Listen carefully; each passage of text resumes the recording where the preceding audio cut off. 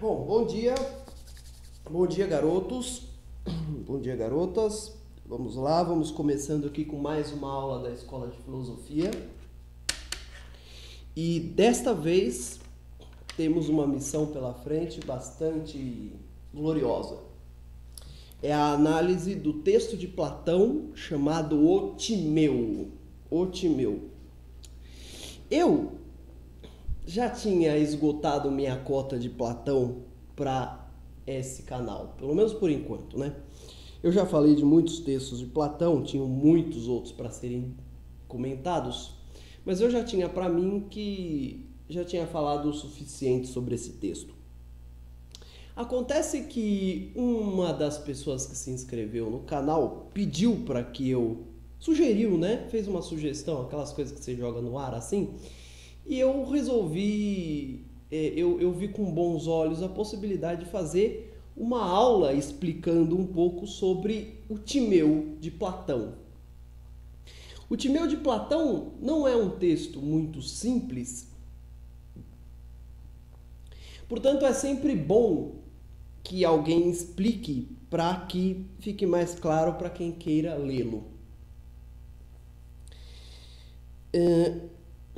Então, o objetivo aqui hoje, o objetivo do nosso encontro de hoje é verdadeiramente explicar as principais ideias do Timeu. Qual é a importância deste texto? É neste texto que Platão descreve uma parte da sua teoria do conhecimento. Fundamentalmente, do que se trata o texto? Do que se trata o Timeu? O Timeu é um discurso de um sujeito chamado Timeu, e Platão usa Timeu para dar voz às suas teses. O Timeu é um discurso sobre a origem do mundo e do homem. Ponto final. Então, se você ler o Timeu, é isto que você vai encontrar. Você vai encontrar um texto sobre a origem do mundo e a origem do homem. Platão tentando nos explicar como, para ele, surgiu o mundo e surgiu o homem. Isto é o Timeu. Portanto, se você sempre teve curiosidade de saber de onde nós viemos, como o mundo foi feito, etc., aqui está a sua chance. Quem disse que internet não é cultura? Aqui está a sua chance. Platão deu a resposta. Basta que você acredite nele e você terá achado a resposta que você tanto procurava. Pois bem, vamos a uma breve análise da obra. Não, vejam o seguinte. Para você entender a importância do pensamento de Platão, neste sentido, no sentido de teoria do conhecimento, eu acho que é muito interessante começar descrevendo uma luta ideológica que existia nos tempos de Platão. O que eu quero dizer é que antes de Platão escrever o que ele escreveu, tinham dois sujeitos discutindo uma coisa e estes dois caras não chegavam a um acordo. E a importância de Platão é que Platão conseguiu unir as duas filosofias desses sujeitos. De quem que eu estou falando? Eu estou falando de Heráclito e Parmênides. Então, neste momento, o que eu vou fazer de início, isto não está no Timeu, mas o que eu vou fazer de início é descrever a polêmica em torno de Heráclito e Parmênides, para que nós possamos entender exatamente qual é a grande inovação do pensamento platônico. Então vamos lá. Vamos lá, vai. Vamos lá. Qual era a pergunta central? Qual é a pergunta central aqui do começo da nossa reflexão? A pergunta central, e eu quero que vocês reflitam sobre esta pergunta, eu sugeriria até que vocês parassem o vídeo e pensassem um pouco sobre ela, é assim que se faz em filosofia. A pergunta central é: o que nos permite dizer que uma coisa é verdade? Essa é a pergunta, né? O que nos permite afirmar que algo é verdadeiro? É por aí que nós vamos começar. O que dá base para nós afirmarmos que alguma coisa é verdadeira? Por exemplo, se eu pego uma banana e ponho na minha frente, aí eu digo: isto é uma banana. Verdadeiro ou falso? Eu estou com a banana na minha frente, alguém diz: verdadeiro. Pois é, a pergunta que eu estou fazendo é: o que te permite dizer que as coisas são como são? Qual é o fundamento da verdade? A princípio, essa pergunta pode te parecer tola e ridícula. Afinal de contas, você está vendo as coisas. E se você está vendo as coisas, é óbvio que elas são verdadeiras, não é? Pois bem, acontece que Parmênides vai nos enfiar num enrosco tremendo nesse sentido. E agora eu quero que vocês pensem numa coisa. Vejam vocês o seguinte. Reflitam comigo. Imaginem que isso daqui é uma banana. Imaginem. Se eu colocá-la aqui e fizer a pergunta: o que é isso? Vocês vão me dizer: é uma banana. Aí eu faço a pergunta: por que é uma banana? O que te permite afirmar que isso é uma banana? E aí o que você vai fazer é começar a citar características da banana. Então você pode dizer: isto é uma banana porque é amarela. E as bananas são amarelas. Você também poderia dizer: isto é uma banana porque eu provei um pedaço e o pedaço que eu provei era doce. E a banana é doce. Ou, isto é uma banana porque ele tem um determinado formato. Ou, isto é uma banana porque serve para comer. Vejam, essas respostas estão erradas? Analisem comigo. Se eu pegar esta mesma banana que está na minha mão aqui e eu deixar em cima da mesa durante um mês, o que vai ter acontecido com a banana? Ela vai ter apodrecido. Aquilo que era amarelo e que eu usei para defini-la como banana, não vai ser mais amarelo, vai ter mudado. Vai ter ficado preta. Aquilo que era doce e que eu usei para definir a banana, vai ter ficado amarga, ou pior ainda.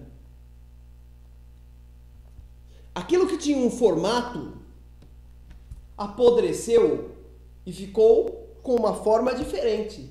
Deu uma encolhida, deu uma uma esfacelada, sei lá como é que fica uma banana.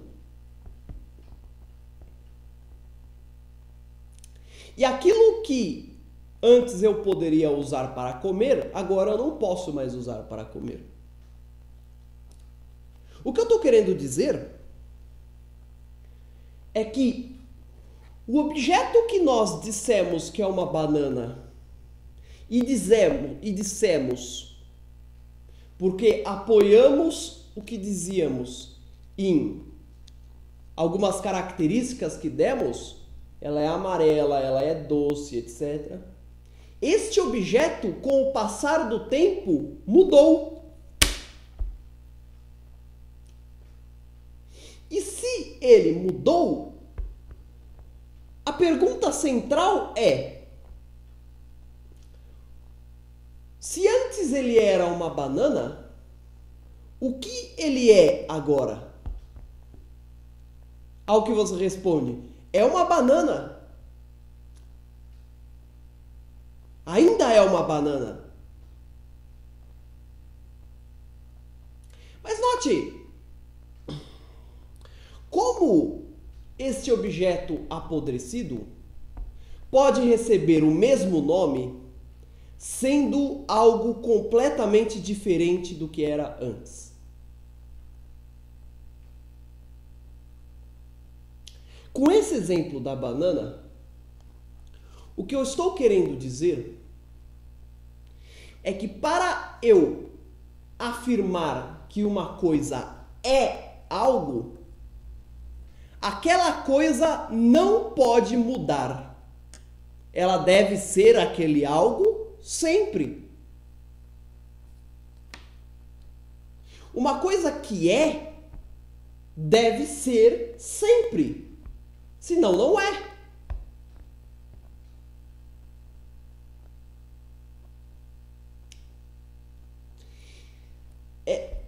Percebam, a discussão aqui, ela gira em torno da seguinte pergunta: como eu posso afirmar que algo é alguma coisa se este algo está mudando? Teoricamente, o que é, para usar a linguagem de Parmênides, teoricamente o ser, aquilo que é imutável, não pode mudar. Se algo muda, aquele algo não é. Por quê?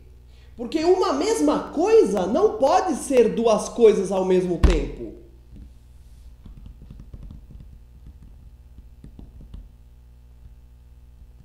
Se eu digo que isto é uma banana, isto tem que ser uma banana sempre. Não pode mudar. Se eu tenho uma coisa que hoje tem uma forma, amanhã tem outra forma, depois da manhã tem outra, hoje tem um gosto, hoje tem um cheiro, hoje tem uma cor, amanhã tem outra, a pergunta que eu faço é: como defini-la? Como eu posso definir um objeto que está sempre mudando? Essa pergunta é central para começar a conversa. Eu queria que vocês pensassem sobre ela. Como eu posso definir um objeto que está sempre mudando? Isto é um microfone. Mas ora, se este objeto que eu chamei de microfone, ele está submetido à mudança, como eu posso defini-lo?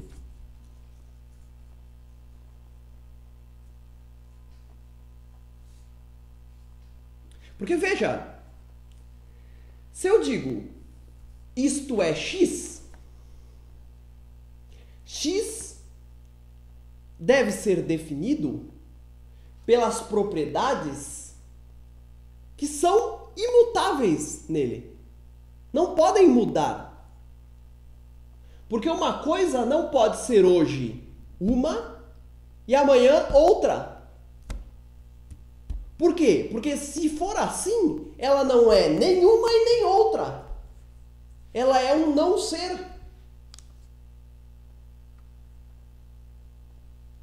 Se X pode, com o passar do tempo, virar Y, e com o passar do tempo de Y virar Z, ele não é nem X, nem Y e nem Z.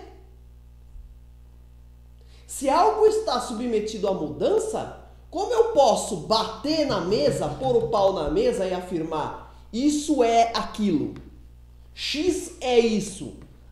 Isto é uma banana. Como eu posso afirmar? Se amanhã tudo o que eu usei para definir a banana vai ter mudado. Como eu posso afirmar?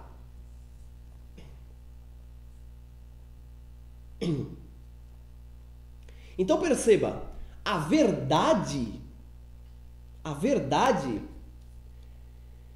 ela precisa de estabilidade. Algo que é verdadeiro não pode mudar, porque senão não é verdadeiro.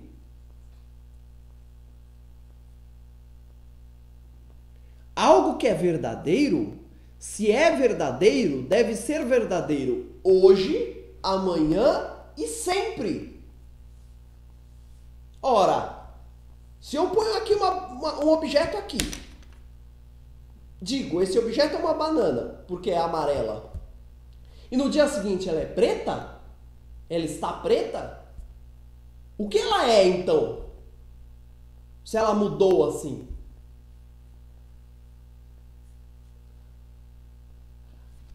Qual é o fundamento da minha verdade?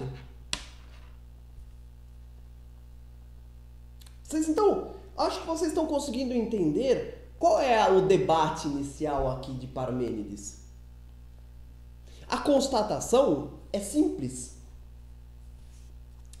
Se o mundo muda, se as coisas no mundo estão em permanente mudança, não há nada no mundo que possa ser verdadeiro em si. Não há nada no mundo verdadeiro em si. O mundo é uma ilusão. Isso é Parmênides. O mundo é uma ilusão. Por quê? Porque o ser, aquilo que é hoje, amanhã e sempre. Não muda, não pode mudar. Se X pode mudar para Y, ele não é nem X nem Y. Por quê? Uma mesma coisa não pode ser duas diferentes.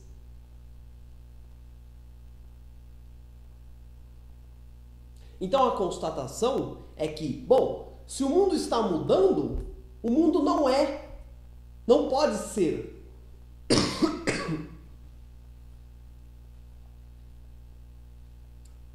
E aí Parmênides define o ser, aquilo que é imutável, aquilo que é eterno, não está no mundo. O mundo é uma ilusão dos nossos sentidos. O que os nossos sentidos veem é sempre a mudança. Já reparou?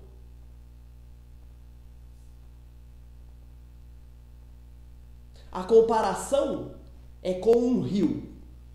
Veja um rio. Um rio nunca é o mesmo. As águas que passam pelo rio são sempre diferentes dos que já passaram. Elas nunca se repetem. E este é o mundo. É como um grande rio. Sempre diferente, sempre mudando. Ora, se é assim, como dizer isto é verdade, aquilo é verdade? Como posso dizer isto, se está tudo mudando?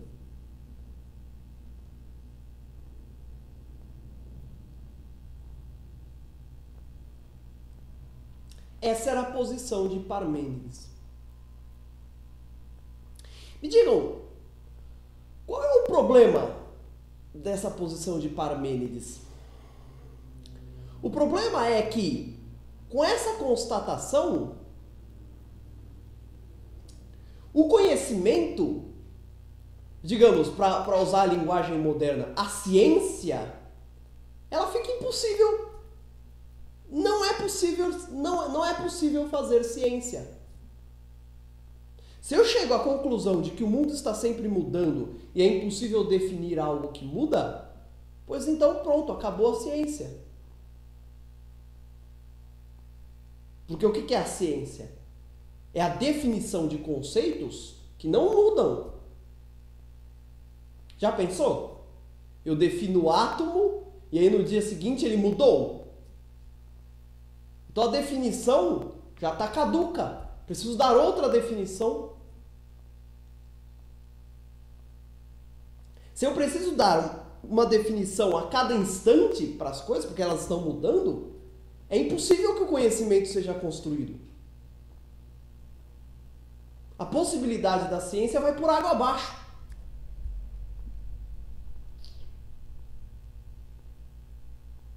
E aí Parmênides tem o ser. Existe o ser, aquilo que é imutável, mas ele é inalcançável.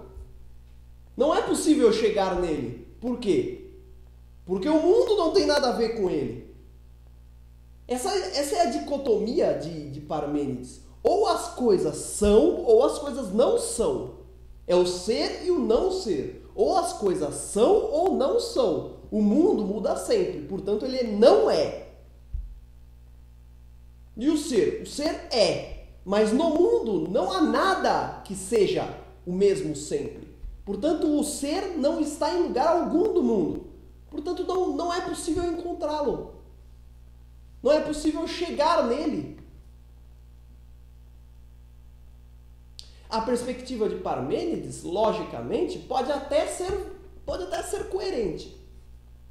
Mas ela nos deixa num embaraço imenso. Ela nos deixa parado num lugar e eu não consigo avançar. Eu não posso fazer ciência, porque os conhecimentos dos sentidos, do que eu vejo, estão sempre mudando, então eu não posso fazer. E o ser, o ser é a única coisa que não muda, mas ele é inalcançável. No mundo não há nada que diga respeito ao ser, porque o mundo é mutável. Então pronto, é o problema. A questão aqui é, eu só posso definir algo quando esse algo for imutável, porque aí a sua definição não muda. Mas no mundo não há nada imutável, portanto não posso definir o mundo.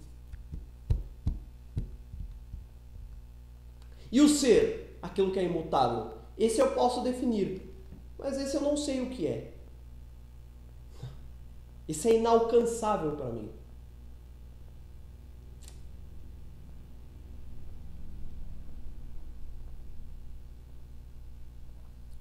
Por um outro lado, nós temos as ideias de um fulano chamado Heráclito. Heráclito tem uma história de vida fodida, cara. Heráclito, você sabe que ele morreu no meio da praça. Ele morreu no meio da praça lá acho que de Atenas, sei lá da onde. E ele morreu ali e ninguém se deu conta muito disso. Ele era uma espécie de mendigo que ficava andando por aí e tal.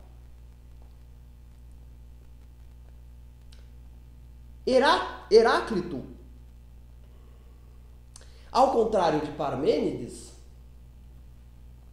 vai afirmar que o ser é a mudança do mundo.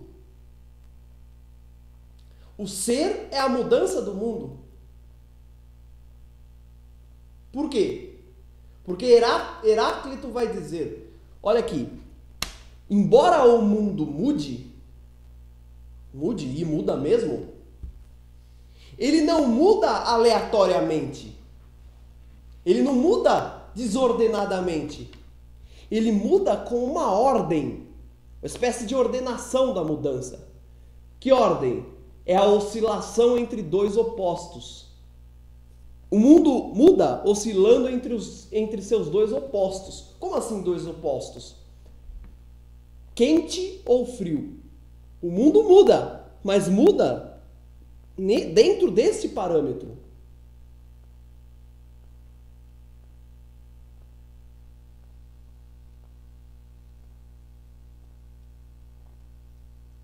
Agora, mesmo com isso, o problema permanece.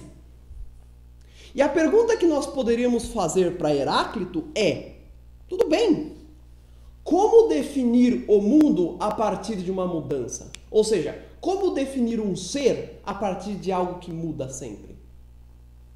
A dificuldade permanece.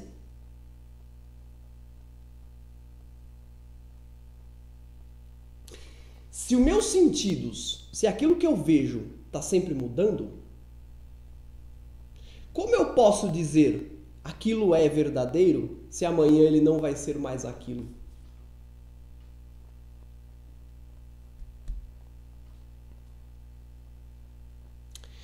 Se você entender a solução que Platão dá a esta questão, a esta problemática, se você entender isto, você vai começar a entender a importância de Platão.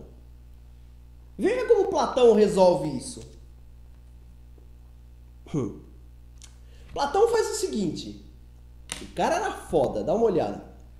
Ele pega o ser de Parmênides e põe no mundo das ideias. Ele pega o ser de Heráclito e põe no mundo sensível. Ou seja, temos um mundo sensível, temos um mundo das ideias.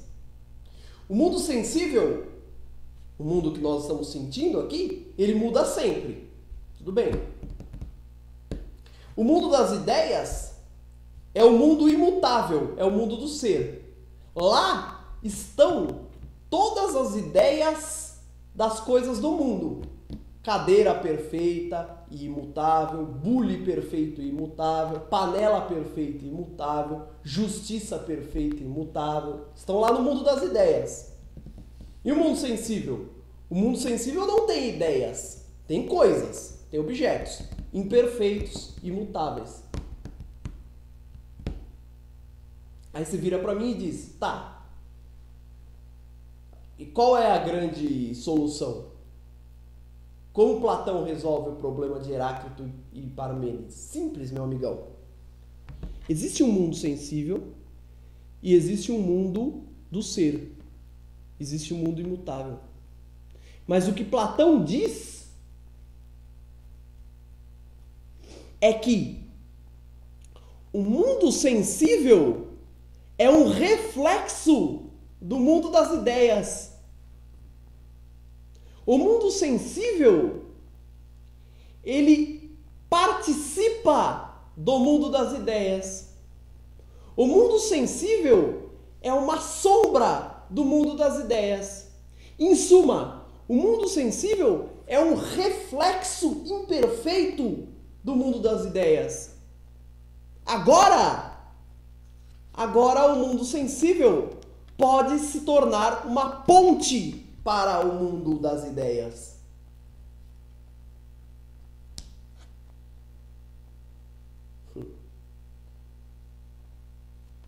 Vamos retomar. Vejam só.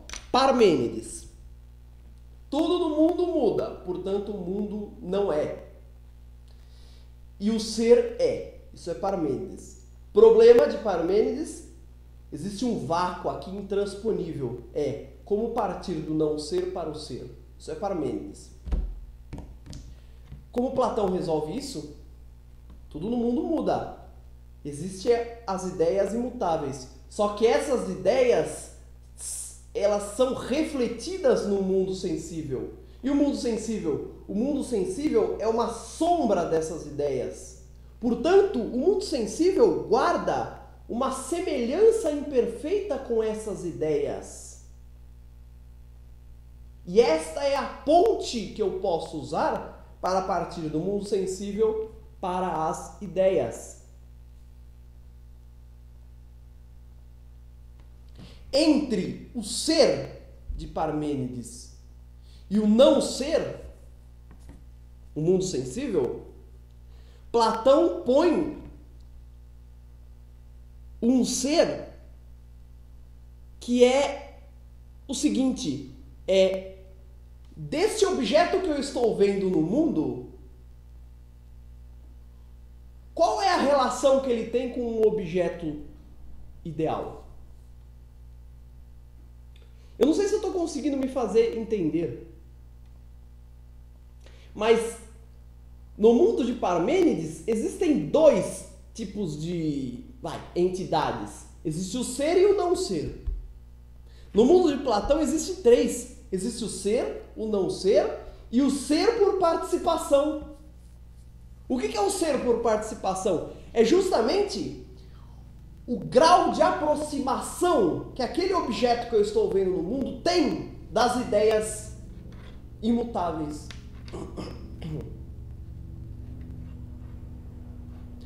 Vamos colocar isso de outra forma. Essa nossa banana muda sempre. E muda porque existe... essa nossa banana muda sempre. Essa nossa banana tem uma ideia de banana perfeita. Só que essa nossa banana, ela não muda indefinidamente. Ela muda dentro de um parâmetro de banana. Dentro de uma ideia de banana. Em outras palavras, essa banana nunca pode se transformar num rinoceronte. Nunca pode se transformar num abacaxi. Nunca pode se transformar numa frigideira. Não. Ela vai se transformar, mas ela vai se transformar dentro de um limite, que é a sua ideia. A ideia, ela é uma espécie de moldura do objeto e do que ele pode se transformar. Portanto, os objetos no mundo, eles mudam, mas eles não são totalmente desconhecidos, não. Você pode conhecer aquilo dos objetos que compõe a sua ideia. Uma galinha, por exemplo, ela pode ser de várias cores, mas ela vai sempre ter bico, senão não vai ser galinha. Há uma correspondência entre o mundo real e o mundo das ideias. As coisas no mundo real, embora elas mudem, elas guardam uma semelhança, uma participação, uma aproximação, um grau de aproximação quando comparados com as ideias perfeitas. E é esse grau que nos permite conhecer a verdade. Esta é a solução de Platão. Platão não vai dizer que o mundo verdadeiro, o mundo do ser, é o dos sentidos, como dizia Heráclito. Não. Os sentidos realmente nos enganam, como diz Parmênides. Eles realmente nos iludem. Mas eles nos iludem mostrando sombras de ideias perfeitas. E é a sombra que me permite dizer que existe uma ideia perfeita. A sombra, ou seja, os objetos sensíveis, a sombra, ela não é algo indefinido, completamente indefinido. Não, ela é algo imperfeito em relação ao perfeito. Mas ela não é indefinido. Ela é, assim, uma cópia mal acabada, uma cópia mal feita. Mas ela ainda assim é uma cópia de algo que existe. E esta cópia me permite o conhecimento.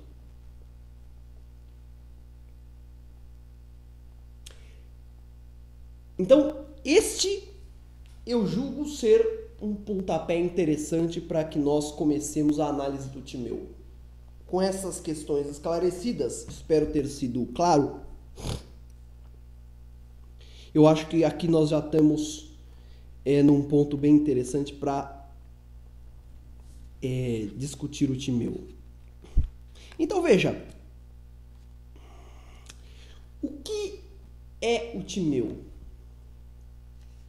O Timeu é a explicação sobre como surge o mundo e o que ele é. E como surge o homem e o que ele é. E eu já adianto para vocês que tanto o homem quanto o mundo são duplos.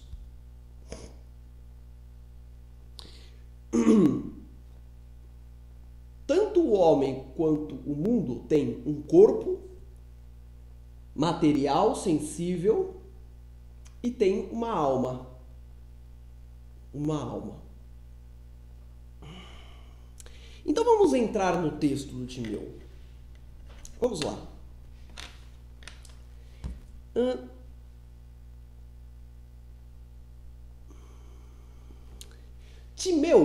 O Timeu começa com Sócrates dizendo que estava cansado e que gostaria de ouvir alguém falar. Timeu toma a palavra, junto com um fulano chamado Critias.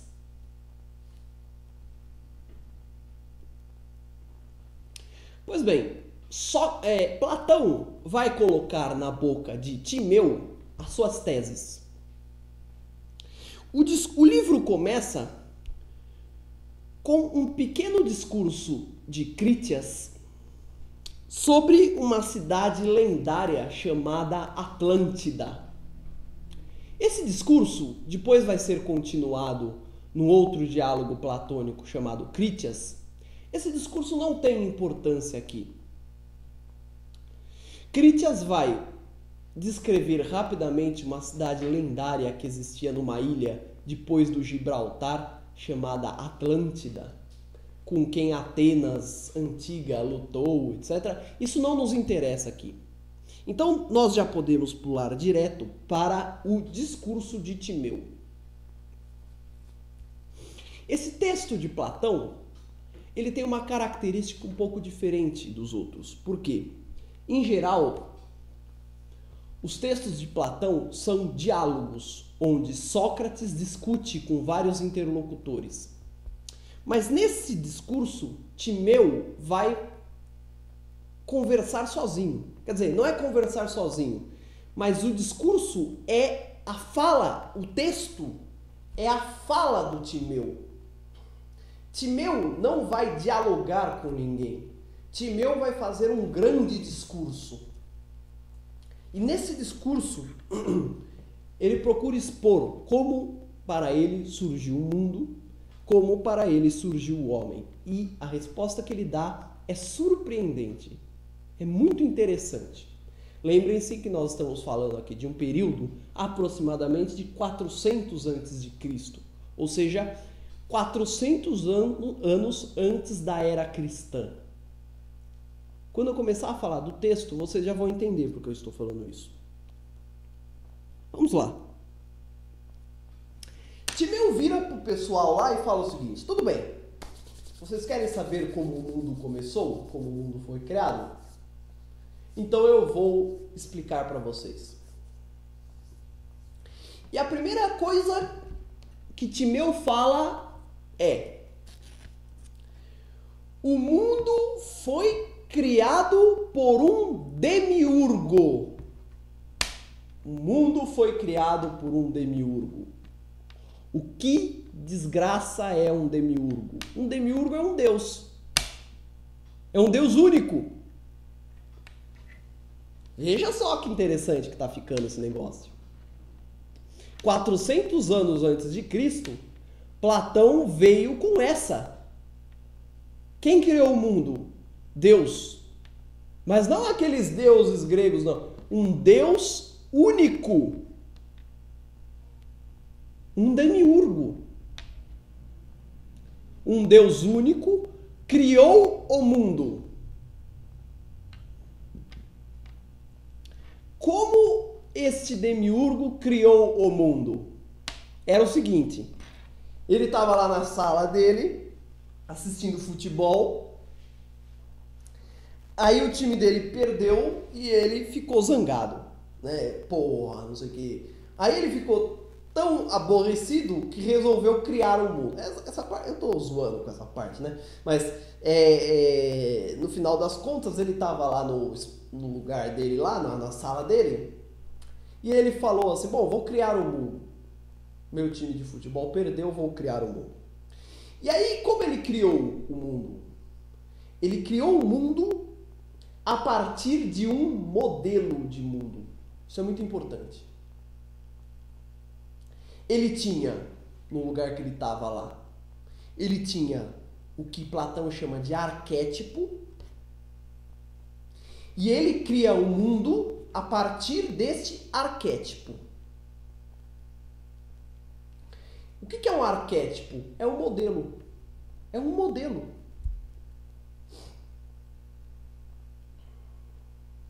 Imagine a cena.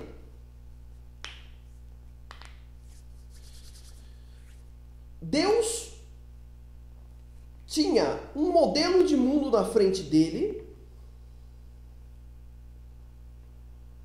E aí, ele tinha aqui uma matéria em desordem, uma massa desordenada. Imagine argila esparramada. E aí ele tinha aqui do lado dele o modelo do mundo ideal, o arquétipo ideal de mundo. Tudo que ele teve que fazer é pegar essa matéria que estava desordenada e copiá-la de modo que ela ficasse o mais parecida possível com o arquétipo que ele estava vendo. Foi assim que o Demiurgo criou o mundo.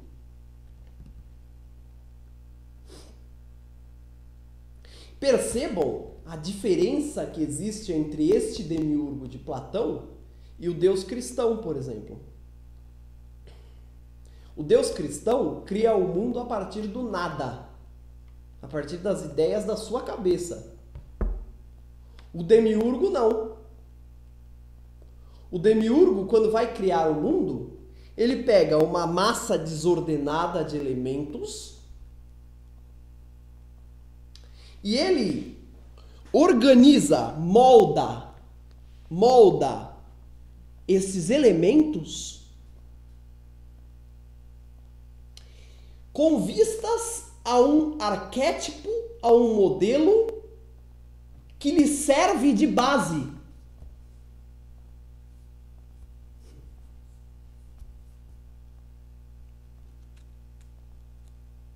O trabalho desse Demiurgo que criou o mundo não é um trabalho propriamente de fazer as coisas existirem do nada.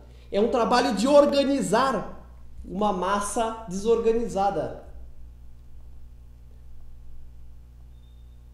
É como se fosse um artista, como se estivesse fazendo uma escultura.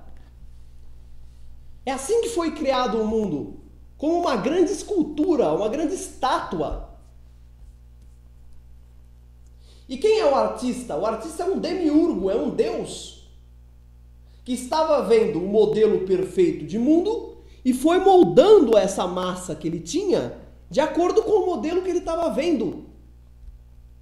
É assim que o mundo surgiu.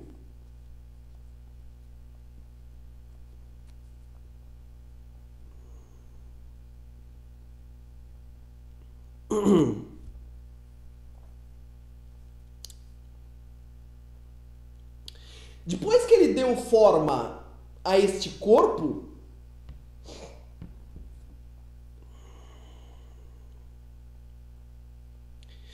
e este corpo, ele se tornou belo e bom, porque o próprio Demiurgo era belo e bom.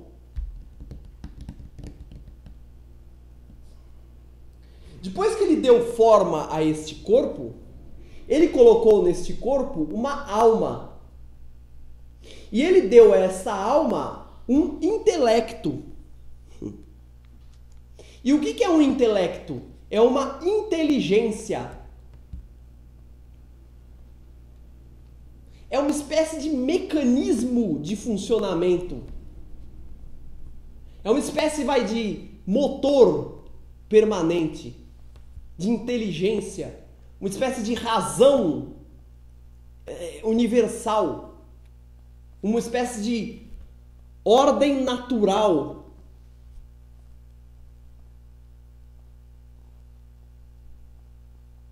Quando o demiurgo pegou algo que estava desorganizado, organizou e colocou dentro uma inteligência, o mundo, que era uma pulsão de coisas em desordem, se transformou naquilo que os gregos chamavam de cosmos. O que é o cosmos? É um todo organizado e harmônico. Essa inteligência, esse intelecto, era um princípio de ordenação, de organização. As coisas são inteligentes. Elas sabem o seu lugar, cada uma delas. No mundo, perceba, a natureza, por exemplo. Pega o exemplo da natureza. Cada animal sabe o seu lugar no mundo. Eles são compostos por uma inteligência que lhes permite ocupar os lugares que lhes correspondem, segundo a criação do mundo.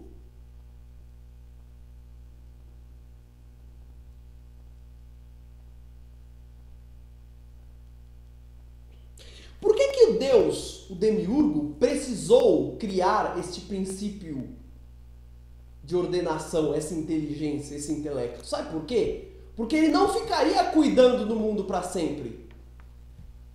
O Deus de Platão não é que nem o Deus cristão que fica vendo para o mundo, olhando para o mundo e ordenando as coisas no mundo, atendendo preces e influenciando no funcionamento do mundo. Não.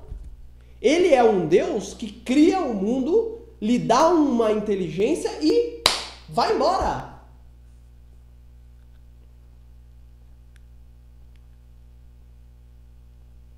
Aí está mais uma diferença do Deus cristão para este Deus aí. O Deus cristão, ele tem uma coisa que se chama providência.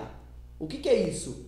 É assim, ele governa o mundo. Esse é o Deus cristão. É um Deus que governa o mundo. Ele ativamente governa o mundo. Ele está sempre lá de olho, influenciando, etc. Esse é o Deus cristão. O demiurgo de Platão se manda depois de criar o mundo. Se manda é modo de dizer. Ele lava as mãos e fala, bom, agora é com vocês. E deixa que aquela inteligência que ele pôs no mundo governe o funcionamento das coisas.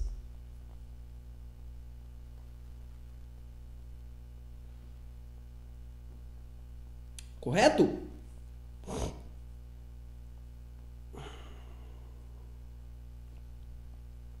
Veja que coisa interessante. Nós dissemos que o demiurgo criou o mundo com base naquele arquétipo, naquele modelo de mundo. Vamos falar um pouco sobre ele. Aquele modelo de mundo, como modelo, ele tinha algumas características. Primeiro, ele era perfeito. Segundo, ele era imutável. É um modelo. É o ser. Provavelmente é o ser. Terceiro, ele abriga nele mesmo todos os objetos, todas as ideias perfeitas que existirão depois no mundo. Ele abriga dentro dele todas. Então, neste arquétipo de mundo está a ideia de cadeira, a ideia de microfone, a ideia de homem, a ideia de lagartixa, a ideia de cachorro, a ideia de jabuticaba, todas as ideias, a ideia de justiça, todas as ideias estão lá.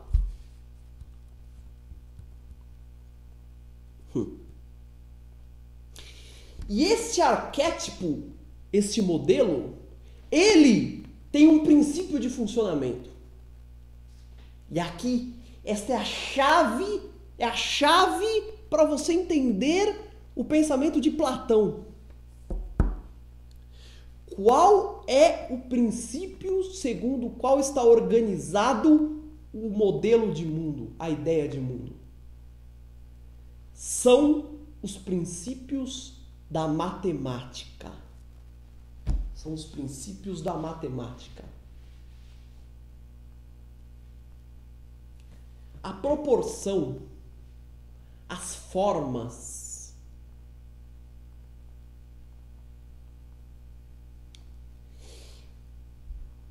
estes são os princípios fundamentais do modelo ideal de mundo. A matemática, ela é o retrato e ela é o símbolo organizador do arquétipo do mundo perfeito. O mundo perfeito é um mundo organizado matematicamente perfeito.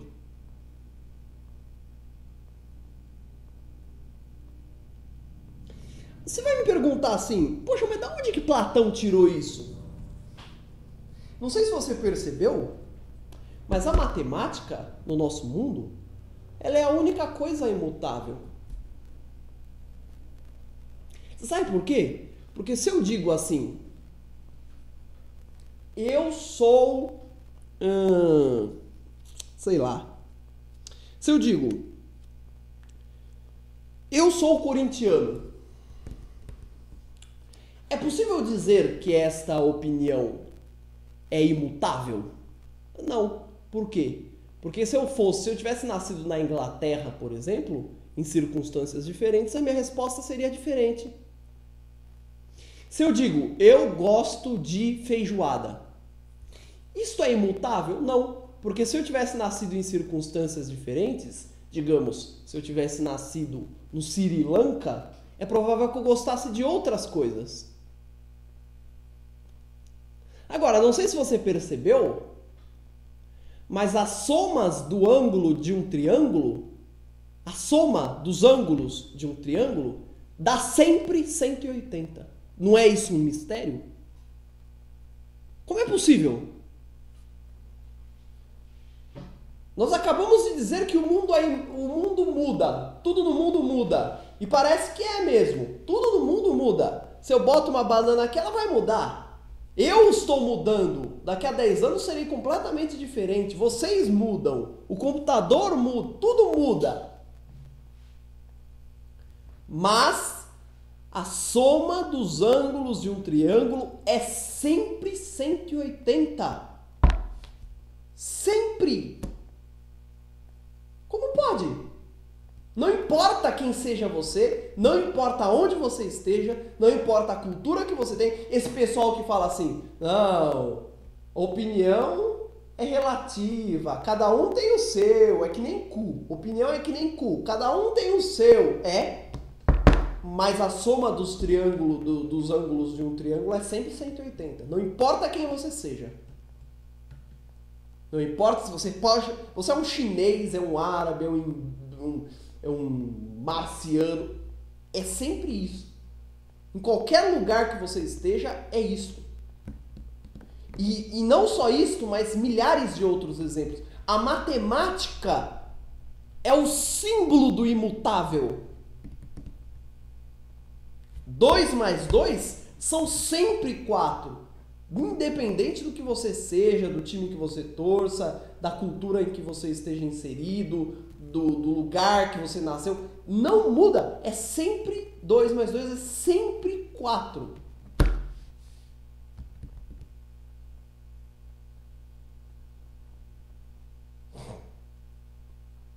Então não é esta a razão pela qual é afirmado aqui que a matemática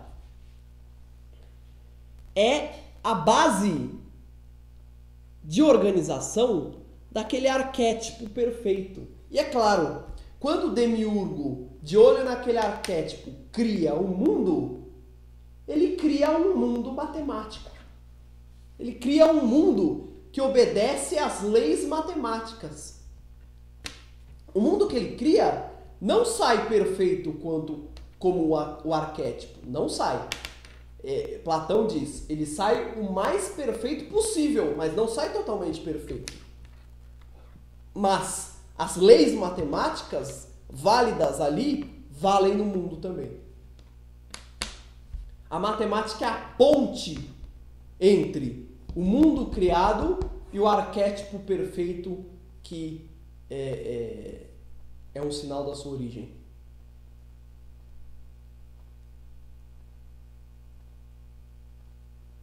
Então percebam, colegas, percebam, o demiurgo que criou o mundo, ele é acima de tudo um matemático. O Deus que criou o mundo, ele é um arquiteto do mundo. Ele é um matemático. A mente de Deus, ela é eminentemente matemática. É um grande matemático. O próprio Deus estava submetido às leis da matemática. Ele não é onipotente. Ele estava à mercê das leis da matemática. Ele não teve escolha. As leis da matemática impõem-se à sua criação. E aí, quando o mundo é criado, ele é criado respeitando esta lei. A lei das proporções, a lei das formas. Como assim a lei das formas? Não importa o que aconteça no mundo, um triângulo nunca terá 4 lados.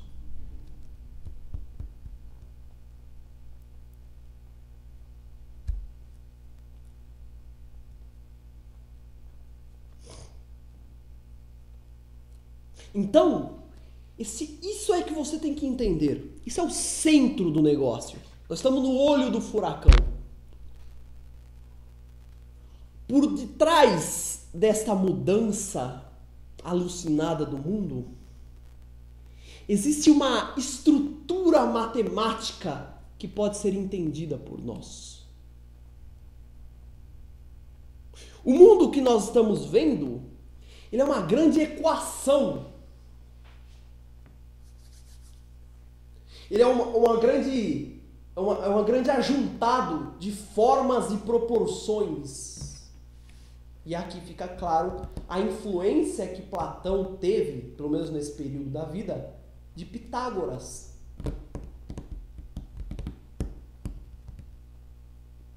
Deus é um arquiteto. Essa analogia é fantástica. Ele cria o mundo, como o arquiteto cria um prédio, ou uma casa, ou sei lá o quê. Mas ele não cria assim. Ele cria com base em leis matemáticas. Senão aquela criação não se sustenta. Perfeito? A matéria que ele usa para criar o mundo, aquela matéria que estava disforme, ela tem 4 elementos: o fogo, o ar, a água e a terra. São os 4 elementos que fizeram o mundo.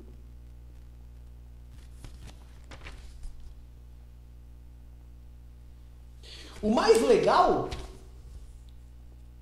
é que alguns filósofos daquela época diziam que esses elementos, ou alguns desses elementos, eram a essência do mundo. Eram os objetos essenciais do mundo. Por exemplo, se eu não me engano, Tales de Mileto disse que o elemento essencial do mundo era a água. Aí o outro diz que é a terra. Aí o outro diz que é o fogo. Platão aqui deixa muito claro. Esses 4 elementos fundamentais da natureza são apenas representações de formas matemáticas.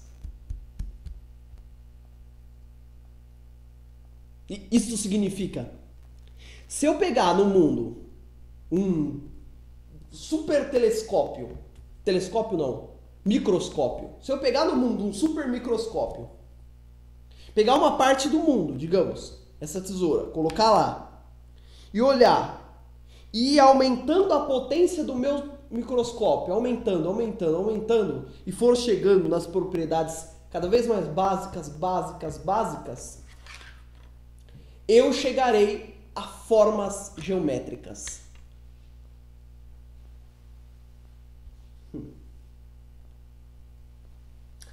As formas geométricas, para brincar com vocês, as formas geométricas eram a bóson de Higgs de Platão. O princípio do mundo são formas geométricas. O mundo é feito por formas geométricas. Isso aqui que vocês estão vendo não é uma caneta, é um conjunto de triângulos e de formas. É isso. Que estão aglomeradas aqui e constroem esse objeto. Se você pegar um microscópio e ir aumentando a potência dele, você vai chegando às propriedades mais básicas. Se você tiver um microscópio muito potente, você vai ver 4 elementos básicos: o fogo, o ar, a terra e a água. Só que se você focalizar nesses elementos e for ainda mais a fundo, você vai ver que eles são representações matemáticas. Cada um deles tem uma forma matemática. Uma forma geométrica mesmo. E a base dessas fórmulas é o triângulo. Veja que mágico. Veja que espantoso. O triângulo é o elemento fundamental da natureza. Lembra quando você abria o livro de ciências e aparecia lá? A partícula mais pequena do mundo era o átomo. Aí depois os cientistas encontravam lá, enxergavam melhor e não, descobrimos algo mais fundamental ainda que o átomo. Sabe essa brincadeira? Mamãe, se eu for diminuindo o tamanho aqui, aonde eu vou chegar? Num átomo, era o que dizia pra gente 50 anos atrás. Hoje já não é o átomo, hoje já é a bóson de Higgs. E é capaz de daqui a 50 anos descobrirem que tem uma coisa menor ainda que a bóson de Higgs. Pois é, o que Platão dizia é que se você fizer esse exercício, você vai encontrar triângulos. O triângulo é o princípio do mundo. O triângulo é a matéria primordial do mundo. Isso é fantástico. O mundo é composto por triângulos. Triângulos que vão se formando formas geométricas diferentes, e essas formas geométricas vão se associando de uma maneira diferente e formando diferentes objetos. E mais, as sensações que nós temos, frio, calor, sei lá, me queimei ali, queimei a mão ali no fogo do fogão, amargo, doce, as sensações que nós temos são apenas o resultado do encontro entre as nossas formas geométricas naturais, né, o modo como naturalmente nós estamos organizados, e o mundo. E as formas geométricas do mundo.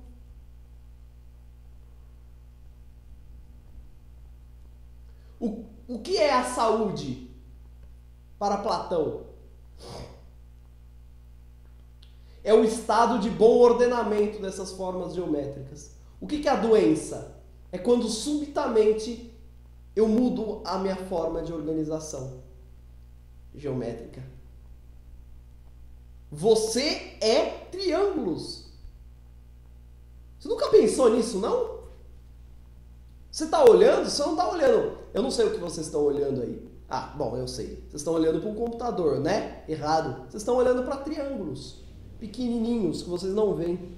Mas são triângulos que que juntos formaram isso que você chama de computador.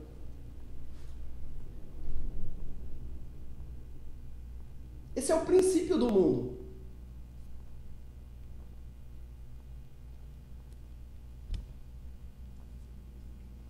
Pois bem. Então, posto isso, colocamos assim: Deus que criou o mundo, qual era a característica principal dele? Ele era um matemático. Tudo que ele fez foi aplicar a uma matéria disforme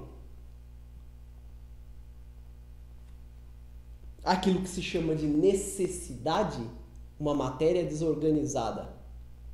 Tudo que ele fez foi aplicar a essa matéria os princípios primordiais daquele arquétipo, daquele modelo de mundo. Os princípios matemáticos. E aí, quando ele fez isso, ele organizou o mundo. Botou ordem na casa. Fantástico, fantástico. Continuando. Veja que interessante essa passagem. Veja que interessante.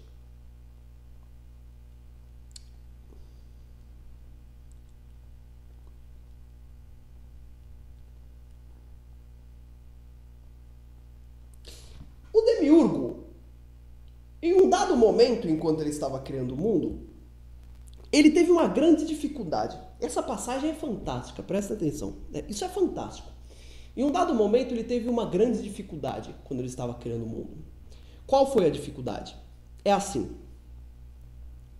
Se eu, Demiurgo, criar o mundo igual ao arquétipo do mundo, ao modelo do mundo, o que eu vou criar? Eu vou criar um segundo arquétipo. E como o arquétipo é eterno, não pode ter dois, eu não vou ter criado nada.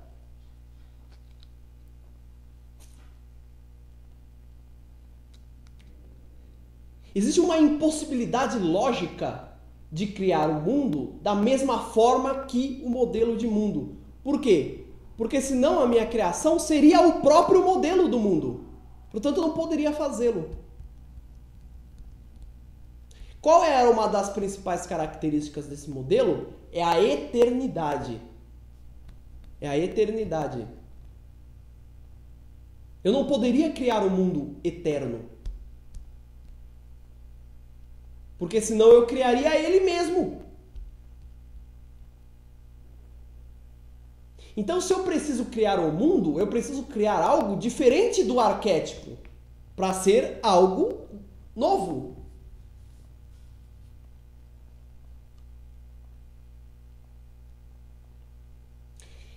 E aí, é claro, se o arquétipo é perfeito, eu vou ter que criar algo imperfeito. Eu vou ter que rebaixar um pouco o meu nível para criar algo diferente. Veja que interessante.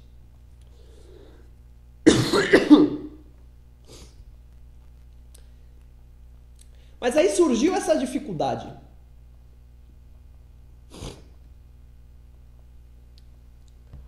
O arquétipo é eterno, ele não muda, ele é sempre o mesmo, ele é eterno.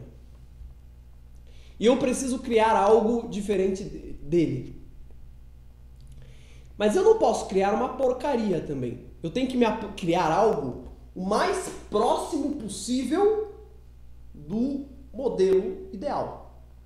Algo que tem que ser diferente do modelo ideal, mas tem que ser o mais próximo possível dele. Pois bem, o modelo do mundo é eterno. Eu não posso criar algo eterno. Eu tenho que criar algo mais próximo possível do eterno. Então veja que fantástico o que o Demiurgo fez. Ele criou uma imitação móvel da eternidade. Ele criou o mundo como um objeto que imitava a eternidade se movendo. na impossibilidade de criar algo imutável que não mudasse nunca, ele criou algo que muda, mas que muda se mantendo na eternidade. Imitação móvel da realidade, imitação móvel da eternidade. O mundo ideal é eterno. Eu não posso criar outro eterno, porque senão eu estarei criando ele mesmo. Então o que eu tenho que fazer? Criar uma cópia da eternidade. Mas se a eternidade é imutável, a cópia que eu vou ter que criar é mutável. Ela muda. Então, já que eu tenho que criar algo que mude, eu vou criar algo que mude, mas eu vou dar a esta mudança uma lógica, a lógica da eternidade. Então, essa mudança que será criada, ela vai obedecer a um ciclo. Ela não vai ficar imutável como o arquétipo perfeito, mas ela vai sempre circular em torno de uma mesma base.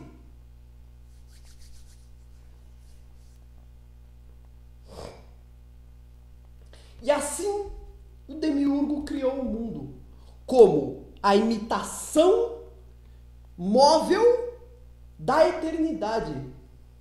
Era a imitação daquela eternidade se movendo e circulando sempre na eternidade.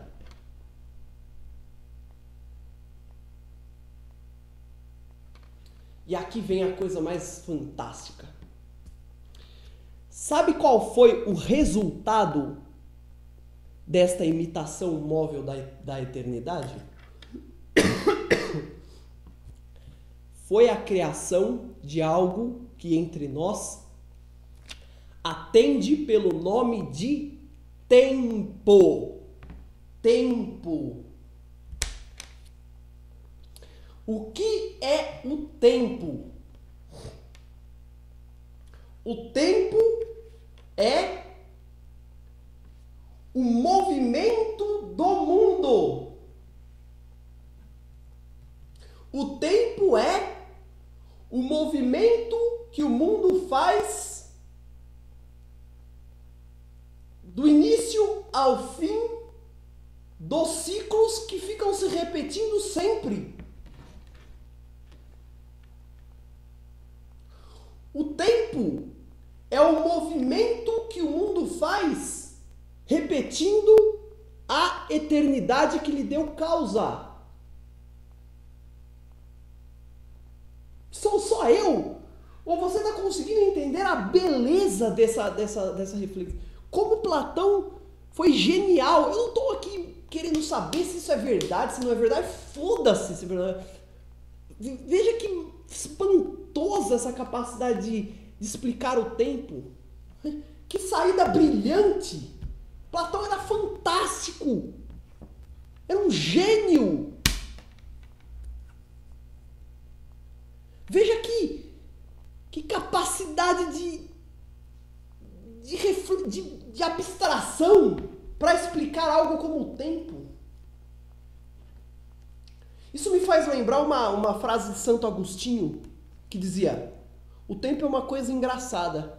Quando ninguém me pergunta sobre ele, eu sei o que ele é. Quando alguém me pergunta, eu já não sei.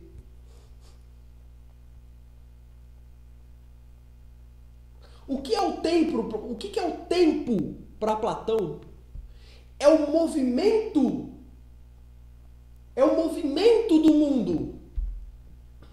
O tempo é um resultado do movimento. Pare para pensar nisso. O que é movimento? É a mudança. É a mudança. O que não muda é eterno. Não é temporal. O tempo é a mudança. É um movimento. Veja só. As coisas no mundo não mudam porque o tempo existe. O tempo existe porque as coisas no mundo mudam. É o fato do mundo ser uma peça, uma engrenagem mutável, que existe tempo. Mas esta engrenagem mutável, ela muda sempre de acordo com uma lógica, com uma inteligência, que se repete ciclicamente. A velha concepção grega de ciclo. O tempo é cíclico. Ele não é uma coisa linear, que parte daqui e vai indo e ninguém sabe onde vai parar. Não, o tempo é cíclico. Ele fica rodando. Ele sempre volta ao mesmo ponto.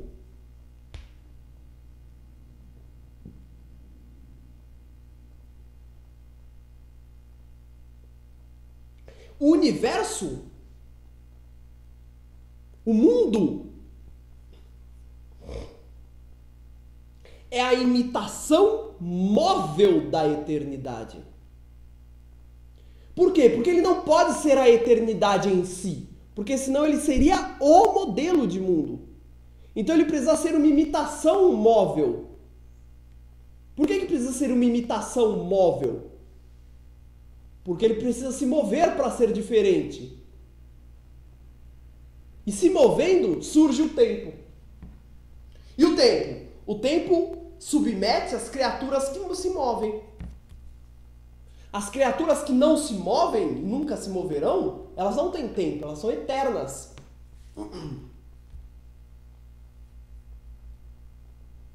E aí vem... Nossa! Aí vem a parte mais bela ainda. É por isso que eu gosto da filosofia. Só a filosofia é capaz de fazer isso. Veja só. Quais são os ponteiros do relógio do mundo? Os ponteiros do relógio do mundo. O que me indica em qual ponto está o movimento do mundo? Quer dizer, em qual ponto do ciclo está o movimento do mundo? Ou seja, quais são os ponteiros do mundo? São os astros. São as estrelas. É o céu. O céu é o ponteiro do mundo. Brilhante. É por isso que Platão falava tanto em astronomia. É por isso que era tão importante a astronomia, a observação do céu.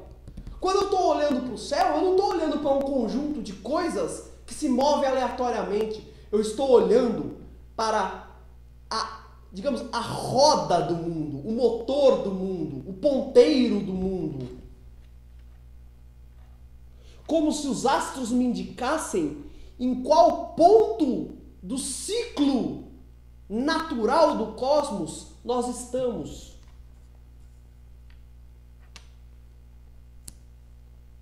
É por isso que o calendário ele é construído em cima do céu, da concepção de céu. É por isso que Platão recomenda na República que as pessoas estudem astronomia. Para quê? Para entender o movimento dos astros.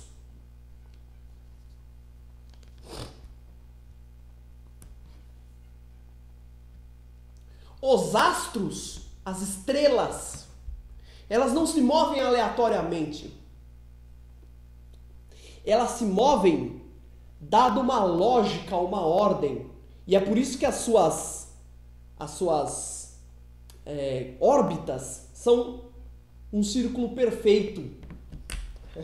Precisam ser um círculo perfeito, porque precisam sempre corresponder ao mesmo tempo, por assim dizer, ao mesmo valor.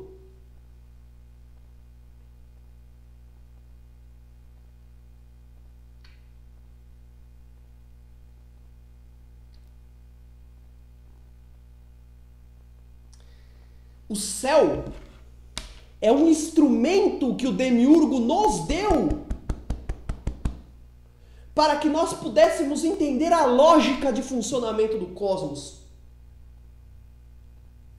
Para que nós pudéssemos entender o movimento do cosmos, como ele se opera. como ele funciona, qual é a sua lógica interna.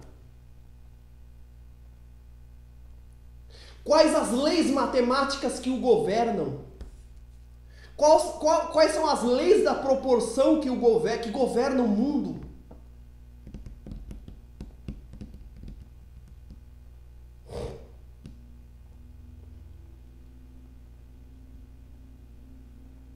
Fantástico!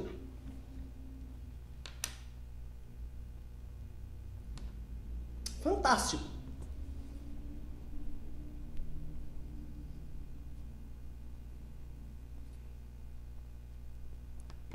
Fechando a questão, o tempo é a série infinita de revolução dos astros. Revolução no sentido de evolução que se repete. Então, revolução, né? Revoluir. Evoluir para um mesmo ponto. É isso que faz o céu. É isso que faz o céu. Não os planetas. Os planetas não. Veja, Platão diferencia, digamos, seres errantes e seres não errantes. Os planetas são seres errantes. Eles vão viajando aí pelo céu. Mas as estrelas não mudam de lugar. Elas são o verdadeiro mapa do mundo. A estrela X está aqui, no outro dia ela vai estar no mesmo lugar. E todos os seres que circulam ali, planetas, o Sol, a Lua, todos eles são parte dessa marcação do movimento do mundo. Como se fosse um grande relógio com diversos ponteiros, que vão ter o ponteiro do segundo, o ponteiro da hora, o ponteiro de não sei o quê, que vão compondo um todo, que quando você conseguir olhar como um todo, vai fazer sentido. Fantástico! É por isso que era tão importante a astronomia. A astronomia não é a arte de olhar para o céu e o que será que é aquilo? Não. A astronomia é a arte de observar o céu em busca de entender o movimento do mundo. As leis matemáticas que governam o mundo. É por isso que o céu é eterno. O céu é eterno. As estrelas são eternas. Por quê? Porque elas são o retrato da eternidade. Imitação móvel da eternidade. Elas são eternas. Elas vão ficar sempre fazendo esse mesmo ciclo. Sempre se movendo, mas sempre nesse mesmo ciclo. E é o movimento que dá causa ao tempo. Perfeito? Muito bom, muito bom. Então passemos agora a um segundo momento da nossa análise. Depois de criar o mundo, o demiurgo cria os seres. Ele criou o mundo, criou uma alma para o mundo, certo? Agora ele vai criar os seres vivos. Então ele vai criar um corpo e uma alma também, para cada ser. Então ele cria os seres do mundo. Existem 4 seres, diz Platão. As aves, os peixes, os seres terrestres e os semideuses, os seres divinos. São 4 seres divinos também, claro. Claro.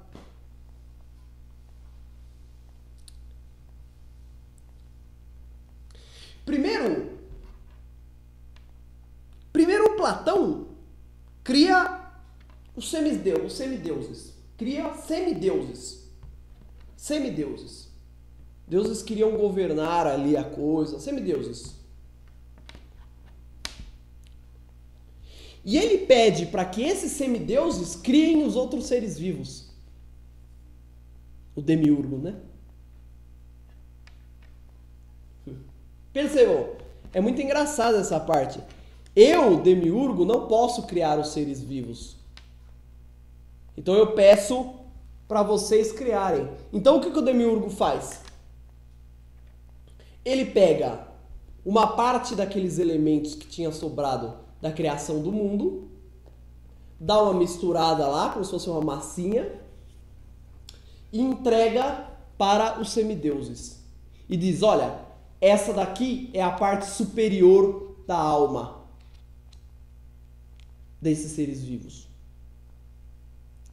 Crie o corpo deles e ponha no mundo.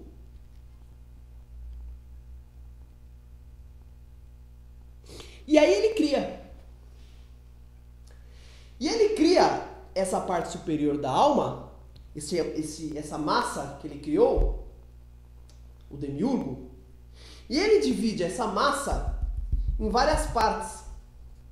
E ele diz para os semideuses, olha aqui, essas partes são as diferentes almas do mundo. É um número limitado de almas.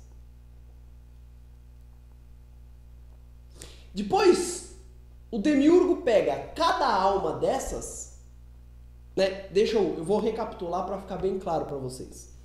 Primeiro o demiurgo criou os semideuses. Então estão os semideuses na frente dele. Aí o demiurgo falou para os semideuses, olha aqui, eu vou criar agora a alma dos seres vivos que vocês vão criar, tá bom? Tá. Vocês já criaram os seres vivos? Oh, já criamos, chefão. Tá lá, já guardado lá. Beleza, então agora eu vou criar a alma, tá bom? Tá bom, chefão. Certo. Então o demiurgo vai lá, pega a massinha, pum, pum, olha pro arquétipo e cria a alma.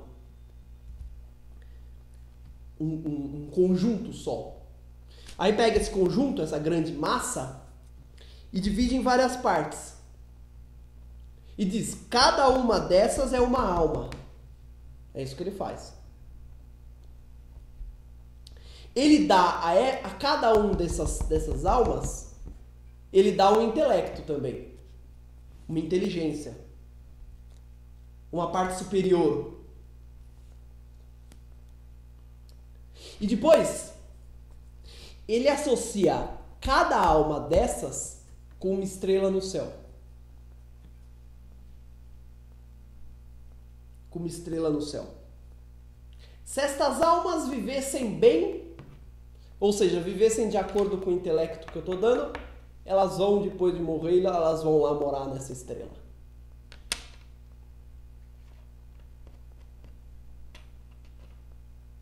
Aí depois o demiurgo pega essas almas e leva elas para passear. Vem aqui, vem. E mostra para essas almas as leis do universo. Mostra o arquétipo. Mostra o mundo. Olha aqui o que eu criei. Vocês gostaram? Puxa, você fez um bom trabalho. Mostra. E aí depois ele fala assim, olha, se vocês viverem bem, se vocês viverem de acordo com a parte superior da alma, vocês vão se dar bem pra caramba.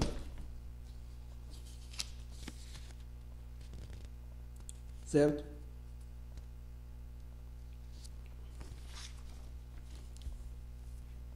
Agora, ele diz, não vivam para o corpo. Não submetam essa parte intelectual nobre da alma ao corpo. Senão vão se dar mal. E aí ele entrega essas almas na mão dos semideuses. Os semideuses pegam esta alma, as almas, né? E juntam no corpo, fazem uma coisa só e jogam no mundo. São os homens. Homem, masculino, homem. Esses homens começam a viver. Alguns vivem de acordo com a maneira que o demiurgo tinha explicado.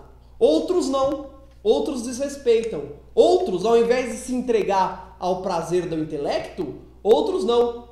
Se entregam aos prazeres do corpo, submetem o intelecto ao corpo.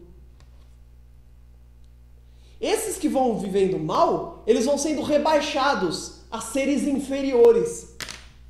Então aí vão surgindo, a partir dos homens, vão surgindo seres inferiores. Quais? A mulher, por exemplo. A mulher é um ser inferior que surge de um homem que não soube viver como deveria. Como se fosse um rebaixamento, como se fosse uma série B, uma segunda divisão. Os homens estão lá. Quem vive bem continua sendo homem. Quem vive mal é rebaixado para a mulher.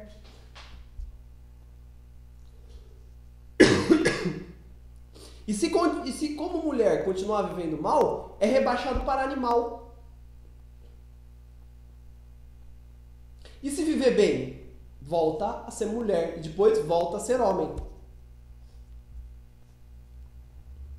Mas assim surgiram os seres. A partir do homem, depois surge a mulher, e depois da mulher surgem os seres vivos, os outros seres vivos. Existe uma hierarquia de seres, de superioridade e inferioridade, na criação.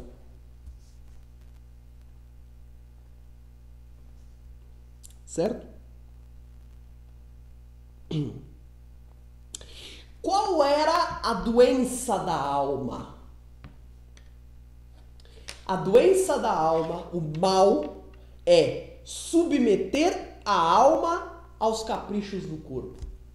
Isto é, você pega esta alma que foi feita para pensar, para refletir, para contemplar o mundo, para estudar filosofia, para estudar astronomia, para estudar matemática, que são as leis universais. Pega essa alma e submete esta função nobre a ficar cumprindo os caprichos do corpo.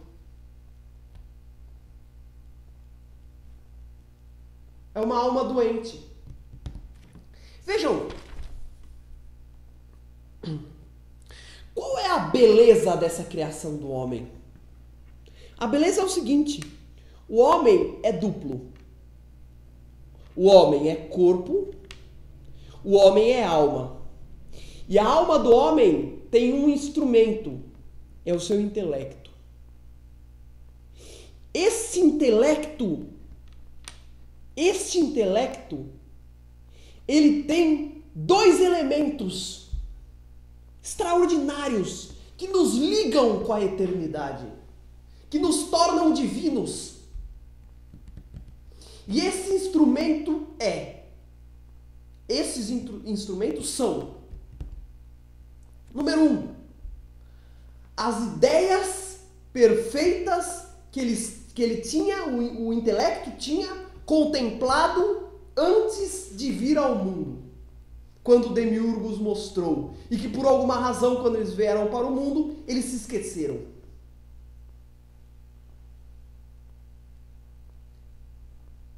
Segundo elemento, esse intelecto tinha a capacidade de abstrair as leis matemáticas que tinham dado, que eram o fundamento do mundo.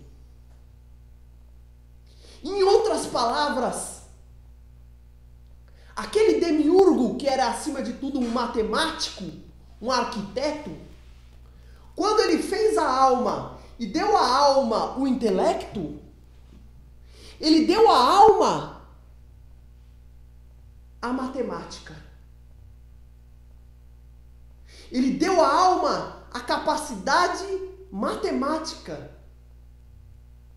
E a capacidade matemática é, em suma, a capacidade de conhecer as leis fundamentais do universo e de entender o universo. Então a matemática, ela é verdadeiramente a ponte entre eu, finito, idiota, burro, imbecil, e o universo maravilhoso e ordenado. E a única chance de eu não ser um idiota é me dedicando à filosofia, à matemática, à astronomia, ao intelecto, à busca pela verdade.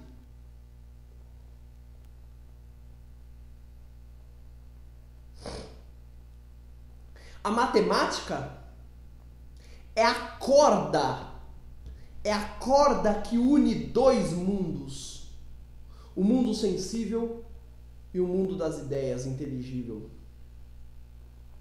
A matemática é a rede de relações, proporções, formas que interliga dois mundos. O homem pode ser um ser desprezível, mas enquanto ele estiver pensando em matemática, ele é divino. Enquanto eu estou comendo feijoada, eu sou desprezível, porque eu me dedico a uma atividade absolutamente mutável e secundária.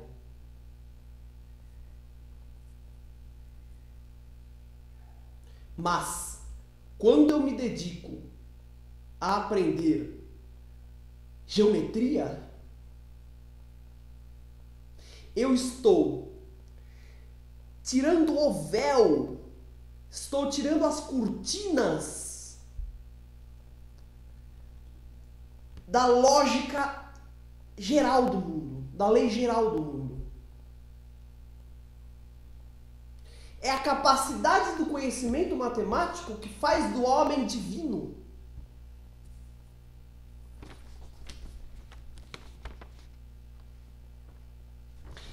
O Demiurgo, ele foi ainda mais fabuloso conosco. Ele nos deu um daimon, um demônio. O demônio aqui não tem nada a ver com o sentido bíblico. O demônio é um guia. O Demiurgo nos deu um guia, uma espécie de orientador, que vai nos dizer, vá por esse caminho, vá por aqui, faça isto. Este nosso guia é este fulano aqui dentro que conversa com a gente quando a gente está sozinho. Quando a gente encosta a nossa cabeça no travesseiro e fica um cara falando com a gente, puxa, não deveria ter feito isso, é verdade. Nossa, como eu estou engordando, ah não, isso é bobagem da minha cabeça. Esse guia, um daimon. É por isso que dizia Platão, Sócrates,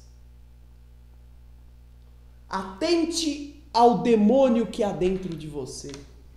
Atente ao guia que está aqui dentro de você. Converse com ele.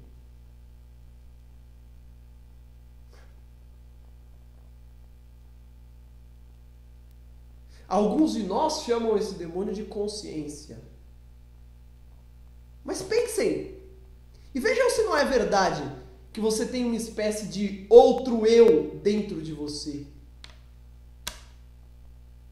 Quando você faz alguma cagada e você vira para você mesmo e diz, nossa, eu não deveria ter feito isso. Será que é para você que você está falando? Para você mesmo? Como isso seria possível? Não. Isso é para um daimon, o demônio que vive dentro de você. O orientador que vive dentro de você. Te orientando, te dizendo o que fazer e o que não fazer.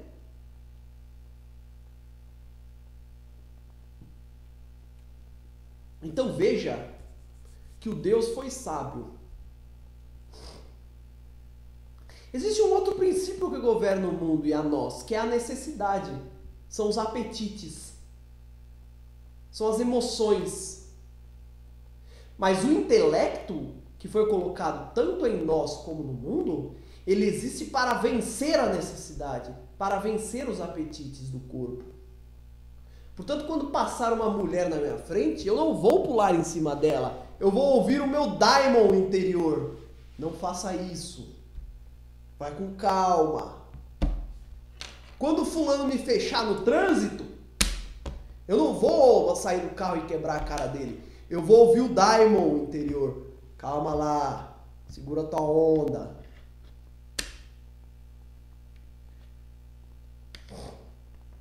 Você poderia usar outra palavra para esse demônio interior. A palavra razão.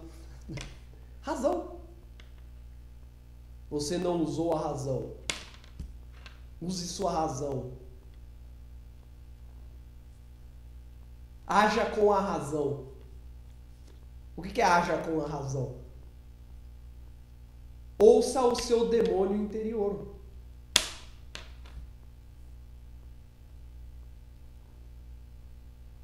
Perfeito?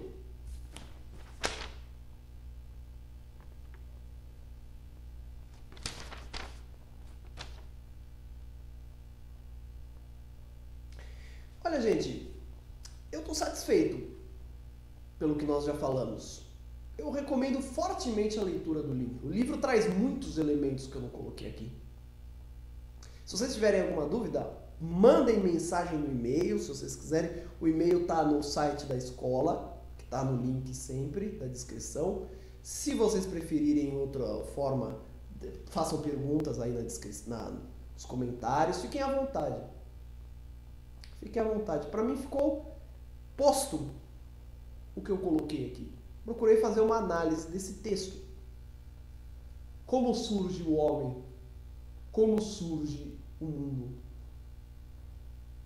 Foi a criação de um demiurgo, um matemático, um arquiteto, o arquiteto do mundo. E este matemático foi tão sábio que nos deu uma ponte para entender a sua criação, que é a razão e a matemática. E nos deu um instrumento de observação da natureza, que é o céu. Como o céu, como o retrato do movimento que rege o mundo, do movimento que indica a eternidade do mundo. Um matemático que cria nas suas criaturas uma ponte para entendê-lo e entender o arquétipo em que ele se baseou. Fantástico. Fantástico. Tá bom, gente? Gostaria de agradecer profundamente a atenção que vocês têm me dado. E até uma próxima, tá bom? Obrigado e até lá. Tchau, tchau.